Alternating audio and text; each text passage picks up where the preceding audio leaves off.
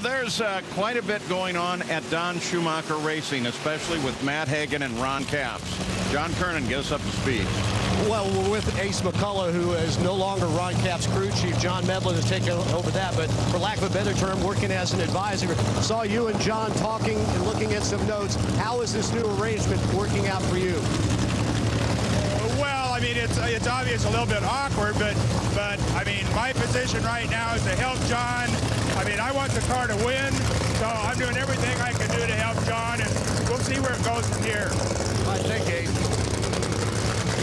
And we're going to be watching that a little bit more, talking to some other people as well. Don Schumacher made the call earlier this week. Robert Hight, in his first time racing Jeff Diehl. He went from #1 in the points to #2 behind John Force at Bristol.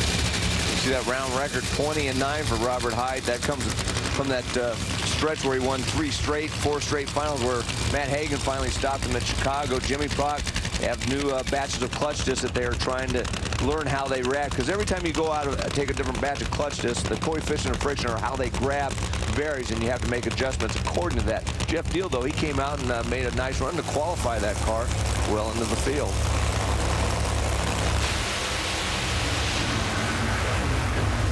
Nothing for Jeff Diehl. For Robert Hight, look for the numbers. Wow, look at that. 17.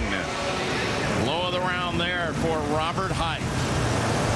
You know, it is such a fine line from spinning the tires and going down the racetrack. Robert Hight was even a little bit more aggressive than Ashley was early, but through the middle of the racetrack, that thing stayed hooked up. Softened it up. It only went 255 miles per hour. The 8th. Those cars are capable of running the mid 260 miles per hour. That gives you an indication how much he backed it out through the middle of the racetrack. Jimmy Prock I'm talking about, and still runs a 4:17 to advance him into the next round.